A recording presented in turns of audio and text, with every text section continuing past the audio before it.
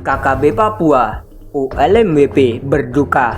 Mahasiswa pengibar bendera Bintang Fajar meninggal dunia.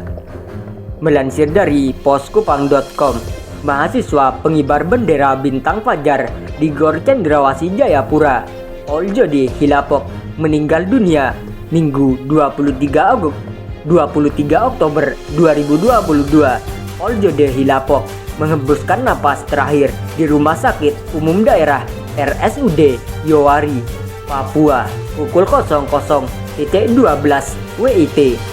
Kabar duka ini dibagikan Menteri Politik ULMWP Pemerintahan Sementara Papua Barat, Bazogalogo, melalui akun Facebooknya.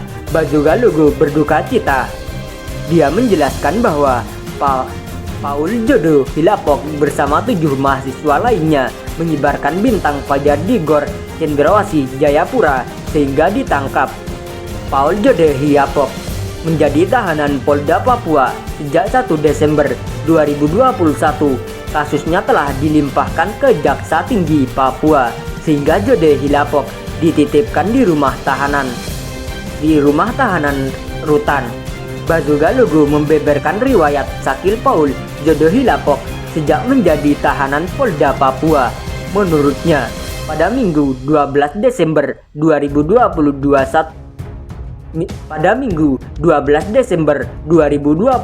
malam, Jode Hilapok merasa lemas dan mengantuk. Kemudian kalau buang air besar dengan campuran darah dan nanah, dia mengeluh sakit perut, mual dan lemas. Hal itu berdampak muka Paul Jode Hilapok pucat serta mengalami penurunan berat badan secara signifikan. Sejak 1 April 2022, Jode Hilapok dan 7 rekannya dipindahkan dari sel Polda Papua ke LPAB Pura setelah berkas kasusnya dilimpahkan ke Kejaksaan Tinggi Papua. Pada 11 April 2022, kondisi kesehatan Jode Hilapok memburuk. Selalu demam dan sesak napas, dia menempati ruang isolasi khusus. Lantaran karena Jode Hilapok tidak sehat, sehingga rencana sidang perdana dengan agenda pembacaan dakwaan pada 19 April 2022 ditunda. Kuasa hukum dan 7 tahanan lainnya mendesak pihak LPAB Pura dan Kejaksaan Tinggi Papua agar memberikan akses pelayanan kesehatan bagi Jode Hilapok. Pada Senin 25 April 2022, keadaan Jode Hilapok semakin memburuk. Pihak pengacara dan 7 tahanan meminta Kepala LPAB Pura agar Jode Hilapok segera berobat. Selain itu, dokter juga merekomendasi agar Jode Hilapok berobat. Rekomendasi sudah disampaikan kepada Kejaksaan Tinggi Papua. Terhitung sejak 26 April 2022 sampai 11 Mei 2022, Jode Hilapok menjalani rawat jalan. Namun pihak rumah sakit belum memberikan keterangan mengenai penyakit yang dideritanya. Pada Selasa 10 Mei 2022, dari rumah keluarga pihak Kejaksaan Tinggi Papua membawa Jode Hilapok ke LPAB Pura.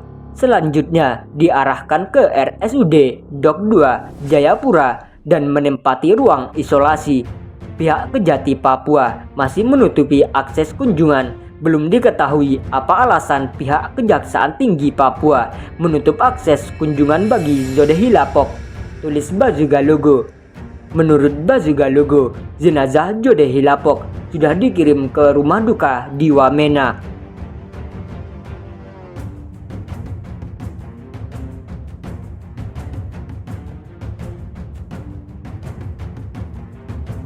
Diri ex-teroris KKB tidak perlu lagi merdeka.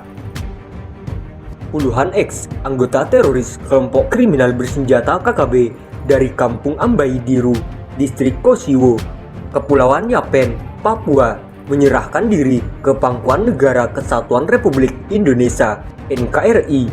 Momen ikrar penyerahan itu berlangsung di Mapolres Kepulauan Yapen, Sabtu 18 Desember 2021.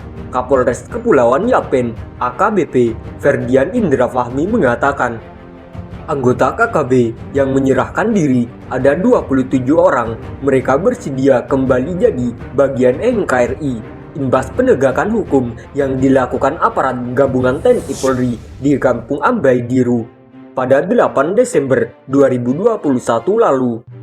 Kami selaku aparat keamanan di sini, Polres Kepulauan Yapen dan Kodim 1709 garis miring Yawa mempunyai komitmen yang tinggi untuk menjaga wilayah kita, di mana masyarakat Yapen telah kami anggap sebagai bagian dari keluarga kami, TNI Polri, kata Ferdian dalam keterangannya Minggu 19 Desember 2021.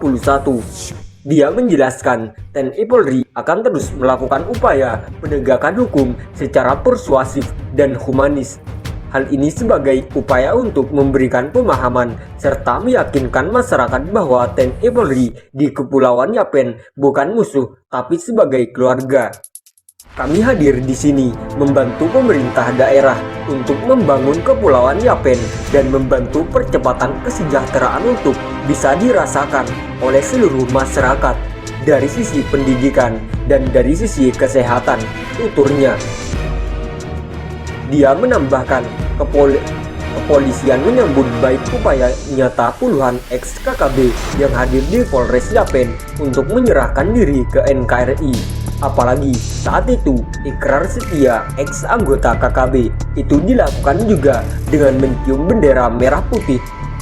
Menurut dia, Papua dari dulu adalah bagian Indonesia. Kata dia, Indonesia adalah Papua dan sudah tidak ada lagi perjuangan-perjuangan yang di luar. Dia bilang tak ada lagi yang namanya perjuangan mengatasnamakan Papua Merdeka atau West Papua, Papua Barat. Ferdian mengatakan, sebagai calon generasi penerus bangsa, saat ini tugas utama mesti bantu pemerintah dalam upaya kesejahteraan masyarakat. Pun ia bilang perlu menambahkan kualitas sumber daya manusia